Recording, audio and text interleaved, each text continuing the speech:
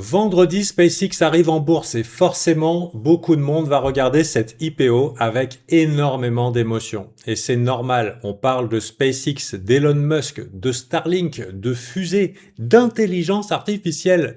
C'est probablement une des introductions en bourse les plus attendues de l'année, c'est historique. Mais justement, avant de regarder seulement le nom ou l'histoire de l'entreprise, je voudrais qu'on fasse quelque chose de plus simple et de plus utile. On va partir des documents officiels, pas pour faire une analyse fondamentale complète de SpaceX, ce n'est pas mon but, ce n'est pas ma spécialité non plus. Le but, c'est de comprendre la structure de marché autour de l'IPO.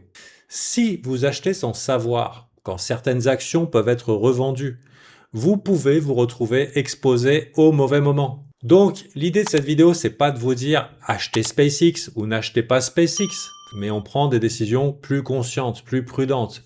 Et sur une IPO aussi médiatisée que SpaceX, c'est déjà énorme. On commence avec la fiche technique. Le ticker, c'est SpaceX, SPCX. La cotation se fait sur le Nasdaq. Le prix d'introduction est fixé à 135 $. Et le mot important ici, c'est fixé. On n'est pas sur une fourchette classique de type l'action sera introduite entre 120 et 140 $ selon la demande. Là, le prix est annoncé. Ce détail est important parce qu'il montre que SpaceX arrive avec un rapport de force très fort. Le carnet était très largement demandé, mais ils n'ont pas eu besoin de jouer la découverte de prix de manière classique. Ils arrivent avec leur prix, leurs conditions, leur calendrier. On retrouve le côté volontariste d'Elon Musk. Ensuite, il y a le float initial sur 13 milliards d'actions au total. Seulement 555 millions sont vendus au public au départ. Et ça ne représente seulement que 4,3% du capital. Et ça, c'est central. Parce que quand seulement une petite partie du capital circule, cette petite partie peut fixer le prix de toute l'entreprise. C'est ce qui peut rendre l'action très volatile au départ. Si la demande est très forte et que l'offre est limitée, le prix peut s'emballer rapidement. Mais si la demande réelle est moins forte que l'enthousiasme attendu, le mouvement peut être aussi brutal dans l'autre sens. La levée est énorme. Autour de 75 milliards de dollars. On parle d'un record historique. Mais un record de taille ne veut pas dire automatiquement une bonne opportunité de marché au prix d'introduction. Je m'adresse à la fois aux traders et aux investisseurs. Il faut bien séparer deux choses. D'un côté, SpaceX est une entreprise exceptionnelle, avec des activités uniques qu'on va voir juste après. Une marque incroyable et une place centrale dans plusieurs secteurs d'avenir. Sans compter l'imaginaire, le rêve que ça éveille en chacun de nous. De l'autre côté, l'action SpaceX à 135 $, avec cette valorisation, ce float et ce calendrier de déblocage, c'est un objet de marché très particulier. Et c'est cet objet de marché qu'on va analyser. Dernier point pratique avant d'aller plus loin. Pour les investisseurs français, c'est une action américaine, donc ce n'est pas éligible au PEA. Ce sera compte titre ordinaire uniquement. Et l'accès à l'allocation IPO dépendra de votre courtier. Donc, qu'est-ce qu'on achète vraiment? La réponse spontanée, c'est souvent j'achète les fusées, Starship, Mars, Elon Musk. Mais quand on regarde les chiffres, l'histoire est plus précise. Le premier, c'est Starlink. Et Starlink, c'est le pilier rentable du groupe. C'est l'Internet par satellite. C'est plus de 10 millions d'abonnés. C'est une présence dans plus de 160 pays. Et surtout, c'est un segment qui dégage du résultat opérationnel positif. En clair, aujourd'hui, Starlink paye une grande partie des factures. C'est très important à comprendre. Parce que l'image mentale de SpaceX, ce sont souvent les fusées. Mais dans les chiffres, le moteur économique actuel, c'est Starlink. Il y a quand même une nuance. Le revenu moyen par abonné est en train de baisser. La RPU passe de 80 $ à 66 $ par mois. Ça veut dire que Starlink accélère par le volume.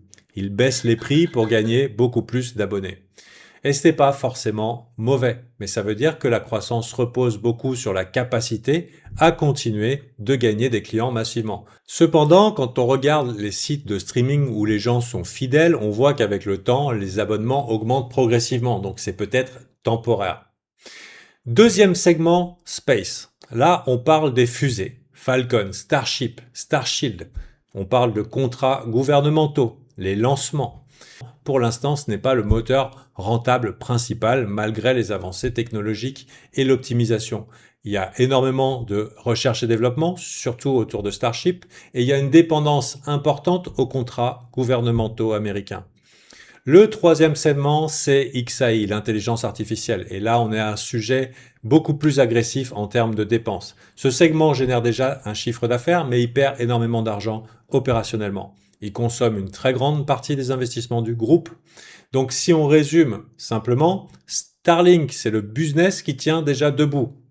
Le spatial construit le futur industriel avec des promesses de data center dans l'espace, donc il y a beaucoup de projets, mais c'est pas encore factuel. Et l'IA, c'est très coûteux dès aujourd'hui et ça peut devenir énorme. Ça consomme beaucoup de capital. Donc quand vous achetez SpaceX, vous n'achetez pas ici seulement une entreprise de fusée. On achète un mélange entre un business rentable, un projet industriel immense et une ambition IA très chère, en tout cas aujourd'hui. Et bien sûr, une prime Musk. Parlons maintenant de la mécanique. Qui peut vendre? Quand? C'est le cœur de la meule, on y est. Sur une IPO, la question n'est pas seulement est-ce que l'entreprise est belle. La question de marché, c'est aussi qui a le droit de vendre, à quel moment et dans quelle quantité. Sur cette IPO, il y a 3 groupes importants. Le premier, le retail, le public, c'est-à-dire les particuliers qui peuvent participer à l'IPO avec certains courtiers. SpaceX a réservé une part importante de l'offre aux particuliers, autour de 30%. Sur le papier, c'est positif. Ça donne l'accès à l'IPO à plus de monde. Mais il y a une nuance importante. Ce sont les règles anti-flipping. C'est très avantageux. Si vous recevez des actions de l'IPO et que vous les vendez trop vite, certains courtiers peuvent vous sanctionner. Selon les courtiers, on parle de fenêtres de 15 à 30 jours. Et dans certains cas, les sanctions peuvent aller jusqu'à l'exclusion des futurs IPO. Le but étant de garantir la pérennité de la croissance. Donc oui, le retail a accès, mais ce n'est pas totalement libre. Une partie des particuliers peuvent se retrouver incités à garder les actions dès le départ, même si le prix bouge fortement. Le deuxième groupe, DSP, Directed Share Programme, c'est une poche d'actions réservée à des personnes choisies par la direction. Les copains, les employés, les proches partenaires. Et ce point est important, cette poche n'a pas le même type de restriction. Elle peut être vendable très rapidement. On pourrait se demander, est-ce que les premiers investisseurs se retrouvent ainsi piégés? C'est ce qu'on verra, mais actuellement c'est la structure de l'offre. Le troisième groupe, ce sont les insiders, les fondateurs, les salariés, les fonds d'investisseurs historiques. Eux, ils sont soumis à un calendrier de lock-up, mais ce calendrier n'est pas simplement tout est bloqué pendant 6 mois, puis tout se débloque d'un coup. C'est beaucoup plus progressif avec plusieurs dates et toutes sont dans le prospectus. Il y a plusieurs conditions, plusieurs paliers. C'est ce calendrier qui va nous intéresser maintenant. Et je précise aussi un point important, Elon Musk est exclu des déblocages anticipés. Nouvelle diapo, le calendrier des déblocages. Alors, c'est la plus importante de la vidéo, parce qu'elle montre ce que beaucoup de gens découvrent trop tard. En réalité, le calendrier des vendeurs est connu à l'avance. Le premier événement, c'est évidemment vendredi 12 juin, la première cotation. À ce moment-là, le float est très faible, 4,3% du capital. Il peut y avoir des mouvements violents, un petit peu comme un asset, quand un asset est cornérisé. Ça peut être très volatile à la hausse, mais à la baisse aussi. Ensuite, il faut regarder ce qui arrive après. Le premier gros sujet, ce sont les résultats du deuxième trimestre. Et à ce moment-là, une partie importante des actions d'initiés éligibles peut commencer à se débloquer. On parle environ 20%. Alors ça, c'est un point qu'il faut vraiment pas sous-estimer. On pourrait croire que le vrai calendrier commence seulement à J plus 70, comme c'est souvent dit partout, mais en réalité, il peut commencer beaucoup plus tôt autour des résultats du T2. Ensuite, il y a une clause très intéressante, la clause des plus 30%. Si le titre tient suffisamment au-dessus de prix d'introduction, une partie supplémentaire des actions peut se débloquer. Autrement dit, si le prix monte très fort, ça peut accélérer l'arrivée de plus d'offres sur le marché. C'est contre-intuitif, mais c'est important. Plus le succès est rapide, plus il peut créer lui-même de nouveaux vendeurs potentiels. Ensuite, il y a les paliers classiques, J plus 70, J plus 90, 105, 120, 135, les résultats T3 et 180 jours. Donc l'histoire de cette IPO se joue pas seulement le premier jour, elle se joue sur plusieurs mois. Il va falloir qu'on monitore un petit peu tout ça. Et il faut comprendre une chose, les gros acteurs lisent le prospectus. Les desks connaissent le calendrier, ils ont un plan sur plusieurs mois. Donc, quand on sait que les déblocages ils vont arriver, ce ne sera pas forcément le jour exact que ça va réagir. Mais souvent, les acteurs pros anticipent et il faudra y être préparé. C'est pour ça que cette slide est centrale. Elle vous dit pas si l'action va monter ou baisser, mais elle vous dit quand la structure d'offre peut changer. Donc, je vous propose 3 scénarios. Alors 3 scénarios parce que personne ne sait exactement ce que SpaceX va faire vendredi. Et donc sur une IPO aussi attendue, il faut accepter qu'il puisse se passer des choses très différentes de ce qu'on imagine. Le premier scénario, le moonshot. Donc dans ce scénario, le float est très faible, la demande est énorme, le retail veut participer, les médias en parlent partout, donc on est dans un marché de l'attention et le titre part franchement à la hausse. Donc c'est très possible et il ne faut pas balayer ça parce qu'il y a une valorisation qui semble trop élevée. Sur une IPO très chaude, le marché ne raisonne pas toujours immédiatement en multiples de chiffre d'affaires ou en EBITDA. Il peut raisonner en rareté, en histoire, en flux et en FOMO. Est-ce que la tendance est haussière forte? C'est ça le pouvoir de la hype. On peut trouver ça irrationnel, mais un trader n'est pas payé pour mépriser ce que fait le marché. Oh là là, il est trop stupide, ça va pas dans la direction, je ne comprends pas, ça ne devrait pas. Il est payé pour reconnaître les forces en présence. Et il y a aussi une statistique intéressante à garder en tête. Depuis 1980, le gain moyen du premier jour sur les IPO américaines tourne entre 19 et 20%. Ça veut dire seulement qu'historiquement, les IPO ont souvent une prime de premier jour. Et parfois, elle est énorme et parfois, elle n'existe pas. Parfois, le titre ouvre fort et finit mal. C'est l'exemple récent de Circle qui est parlant. Circle a fait une IPO très chaude, le titre est parti très fort, mais ensuite, il y a eu un dégonflement. Et donc, même quand le marché donne raison aux acheteurs au départ, ça ne veut pas dire que le mouvement est sain éternellement. Circle a tout rendu. Le signal à surveiller dans ce scénario, ce sera la capacité du titre à tenir au-dessus de son prix d'introduction, à absorber les vendeurs, à détruire les shorters évidemment et à construire des niveaux propres après l'ouverture. Deuxième scénario, c'est le flop contrôlé. Ça, c'est l'autre côté de la pièce. Là, on a un prix fixé à 135 $ et ça devient un problème. Si le marché considère que le prix est trop élevé, ou si la demande réelle au moment de la cotation est moins forte que la hype attendue, le titre peut très bien ouvrir lourdement ou repasser rapidement sous son prix d'introduction. Exemple historique, c'est Facebook en 2012. Facebook était une entreprise exceptionnelle. Et pourtant, son IPO a été très compliqué. Le titre est parti vers le sud pendant longtemps, avant que la structure long terme de l'entreprise et du marché permette finalement un vrai retournement. Donc il faut faire attention à une confusion. Une mauvaise IPO ne veut pas forcément dire une mauvaise entreprise. Ça peut simplement vouloir dire que le prix, le timing, la structure de marché n'étaient pas favorables au départ. Pour SpaceX, si le titre casse les 135 $ et reste sous ce niveau rapidement, ça sera un signal important, ça sera notre ligne Maginot. Pour pas dire que SpaceX est nul, mais pour dire que le marché refuse temporairement ce prix qui fera support et résistance. Troisième scénario, la distribution.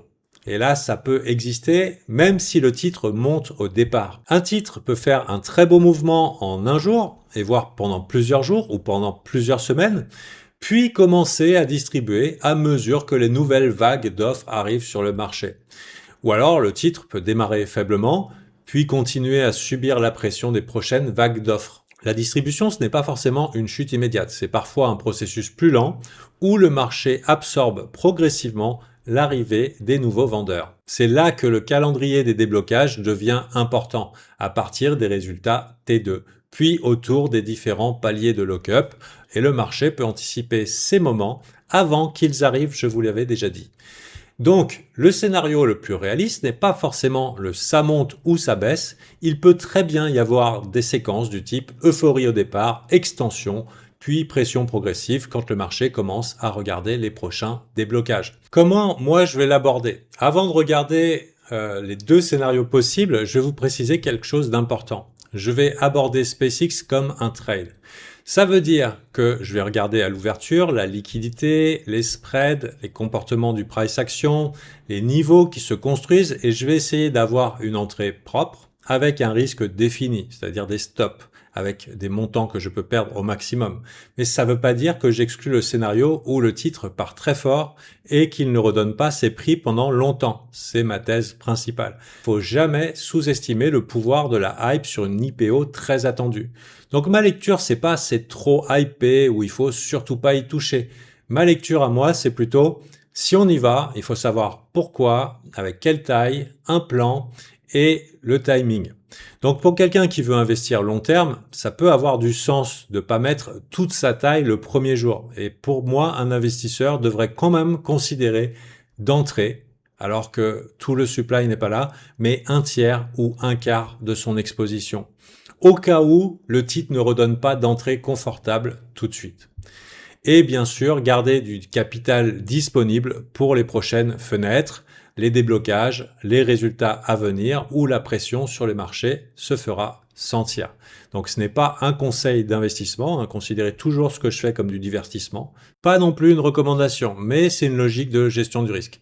En vrai, si vous rentrez un tiers de votre position ou un quart de votre position, c'est vous évitez la douleur qui peut aller si le titre baisse de 30%. Vous ne subissez pas. Ça vous donne les opportunités, l'opportunité de ne pas paniquer, peut-être de mettre la deuxième cartouche de votre position, mais aussi de ne pas subir psychologiquement si ça monte, parce que la FOMO peut s'intensifier et c'est difficile de résister d'un point de vue du mental. Donc fractionner, ça peut être une bonne idée. La vraie question, c'est quelle taille est cohérente avec le niveau d'incertitude. Donc, si vous tradez, il vous faut un plan de trading. Donc, parlons des risques qu'on peut voir sur ce formulaire. Donc, c'est pas des choses que j'invente pour être pessimiste. Ce sont des éléments de l'entreprise qu'elle doit elle-même présenter dans le prospectus. Le premier risque, c'est la valorisation. On parle d'environ 94 fois le chiffre d'affaires 2025 et plus de 260 fois l'EBITDA. C'est très élevé et ça ne veut pas dire que l'action ne peut pas monter. Les marchés peuvent payer très cher une histoire de croissance. Surtout que c'est une entreprise aussi qui est unique. Cependant, ça veut dire aussi que le prix intègre déjà beaucoup d'optimisme.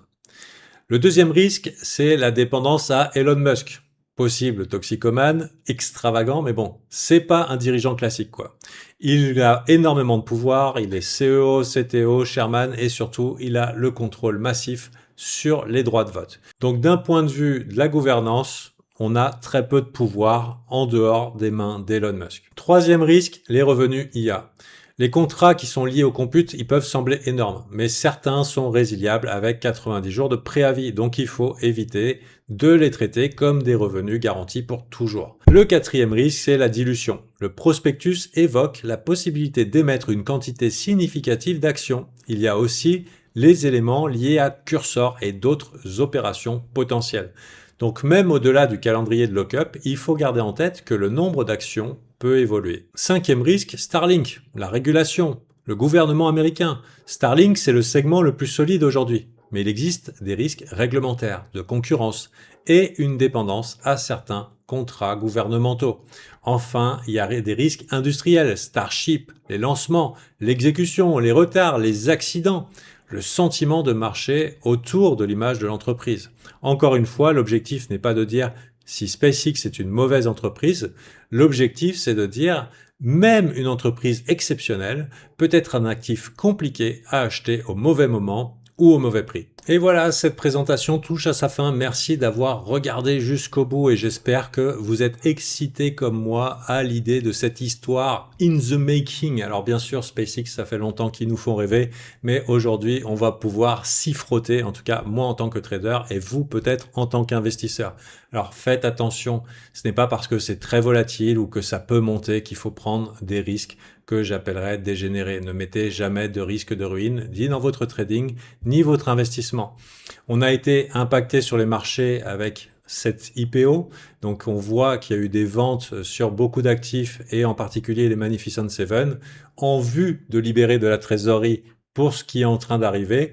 Donc prenez soin de vous, faites attention, restez prudents. Si vous voulez faire le foufou et que vous voulez considérer les marchés comme un casino, eh ben, bonne chance à vous, mais sachez que le casino est parfois moins dangereux, même si on sait comment ça se termine.